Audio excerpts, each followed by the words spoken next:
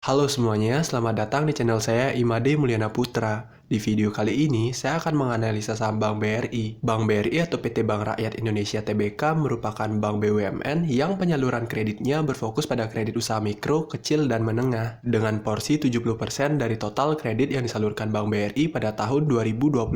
Bank BRI merupakan satu-satunya bank di dunia yang memiliki satelit. Yang mana, satelit ini digunakan untuk menjangkau seluruh lapisan masyarakat di wilayah Negara Kesatuan Republik Indonesia. Selain itu, keberadaan satelit ini mendukung pengembangan bisnis serta meningkatkan efisiensi proses bisnis sehingga Bank BRI mampu menyediakan kualitas layanan yang prima. Sehingga wajar saja jika nasabah Bank BRI tersebar hingga ke pelosok desa. Bank BRI memiliki 10 anak usaha diantaranya Bank Raya, BRI Remittance, BRI Life, BRI Finance, BRI Dana Reksa Sekuritas, BRI Venture, BRI Insurance, PT Pegadaian, PNM, dan Dana Reksa Investment Management. Adapun produk dari Bank BRI yaitu produk simpanan, produk pinjaman, dan layanan perbankan. Kredit yang disalurkan Bank BRI sampai dengan tahun 2022 mencapai 1.139 triliun. Penyaluran kredit ini bertumbuh 9,2% dari tahun 2021. Yang mana jika kita breakdown, penyaluran kredit Bank BRI terbagi atas 4 jenis kredit, yaitu kredit mikro, kredit kecil dan menengah, kredit konsumer, dan kredit korporasi. Jika kita melihat portofolio kredit Bank BRI sampai dengan tahun 2022, jumlah kredit mikro, kecil, dan menengah mencapai 70% dari total kredit yang disalurkan. Untuk kredit mikro saja, Bank BRI sudah menyalurkan ke 14,4 juta debitur di Indonesia. Selanjutnya kita bahas kinerja keuangan dari Bank BRI. Kita mulai dari pendapatan, yang mana pendapatan perbankan terdiri dari pendapatan bunga dan pendapatan non-bunga. Pada tahun 2022, Bank BRI berhasil mencatatkan pendapatan bunga bersih atau net interest income sebesar 124,6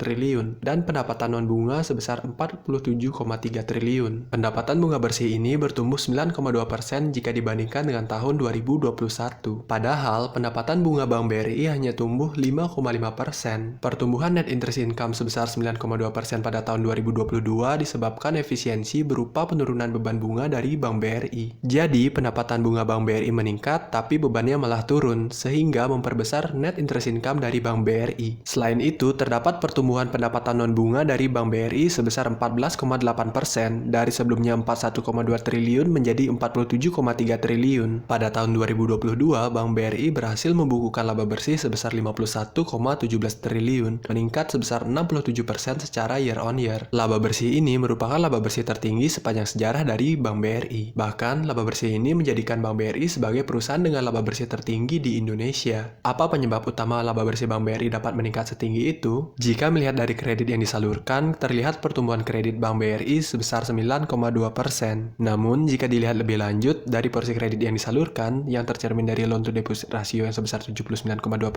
porsi kredit yang disalurkan Bank BRI ini malah jauh lebih rendah dari tahun-tahun sebelumnya, yang berarti Bank BRI tidak terlalu agresif dalam penyaluran kreditnya. Sehingga pertumbuhan kredit yang disalurkan Bank BRI sebesar 9,2% tersebut mendukung pertumbuhan laba bersih yang signifikan dari Bank BRI, namun bukan merupakan penyebab utama. Jika dilihat dari net interest marginnya selama 5 tahun terakhir, NIM Bank BRI yang sebesar 6,8% pada tahun 2022 ini malah lebih rendah dibandingkan dengan tahun 2021.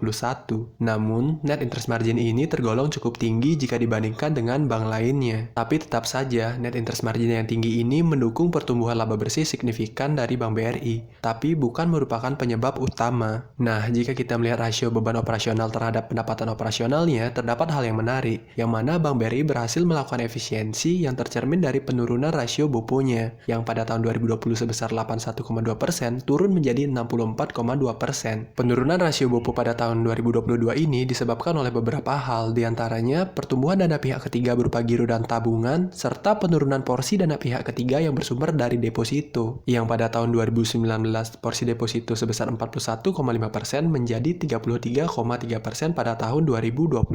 Peningkatan porsi kasa tersebut menyebabkan penurunan cost of fund yang pada tahun 2019 sebesar 3,58% menjadi 1,87% pada tahun 2022, sehingga penurunan cost of fund tersebut tersebut bermuara pada peningkatan net interest income dari Bank BRI. Selain itu, pada tahun 2022, Bank BRI menerima pendapatan dari kredit macet yang sebelumnya telah dihapuskan. Dan juga pada tahun 2022, terdapat penurunan biaya cadangan kerugian penurunan nilai yang salah satunya disebabkan penurunan kredit yang bermasalah seiring dengan pertumbuhan perekonomian pasca pandemi. Jika disimpulkan, peningkatan laba bersih pada tahun 2022 tersebut terjadi karena penurunan rasio BUPO, peningkatan kredit yang disalurkan, dan net interest margin yang masih tinggi. Jika kita melihat aset Bank BRI pada tahun 2022 mencapai 1.865 triliun. Aset Bank BRI ini mengalami pertumbuhan dengan rata-rata 11% per tahun. Pertumbuhan aset yang tinggi ini didukung dengan profitabilitas yang baik, sehingga return on asset Bank BRI bisa bertumbuh lebih tinggi jika dibandingkan dengan return on asset pada tahun 2018. Return on equity Bank BRI juga bertumbuh dan sudah lebih tinggi jika dibandingkan dengan tahun 2018.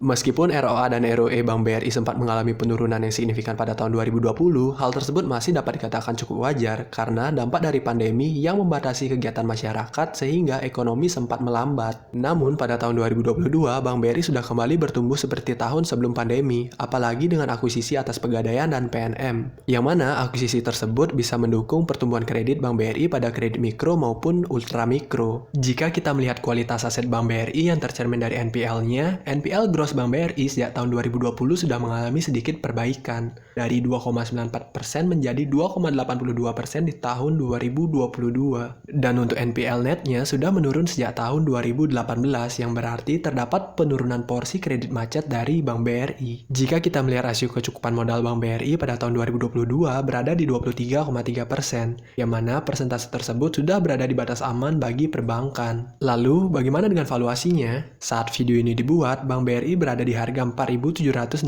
dengan PBV sekitar 2,41 kali dan PE sekitar 14,1 kali, yang mana harga saat ini tidak dapat dikatakan murah dan mungkin harga yang cukup wajar jika Bank BRI dapat terus bertumbuh. Melihat manajemen yang berhasil mencapai hampir semua target yang telah ditetapkan untuk tahun 2022, bukan tidak mungkin Bank BRI dapat terus bertumbuh, sehingga valuasinya akan menyesuaikan dengan kinerjanya. Jika dilihat dari dividennya, Bank BRI merupakan bank yang rutin membagikan dividen, yang mana dividen payout ratio Bank BRI selama 2018 hingga 2021 berkisar 50 hingga 85%. Nah, berapa potensi dividen Bank BRI untuk tahun 2022? Mari kita hitung potensi dividen dari Bank BRI. Anggap saja dengan hitungan konservatif untuk tahun 2022, dividen payout ratio Bank BRI sebesar 60%. Dengan laba bersih sebesar 51,17 triliun, dividen yang dibagikan Bank BRI sekitar 30,7 triliun. Dengan jumlah saham beredar sekitar 151 miliar, maka dividen per share dari Bank BRI sekitar Rp203 dengan yield 4,3%. Jika kita kurangi dengan dividen interim yang telah dibagikan sebesar 8,6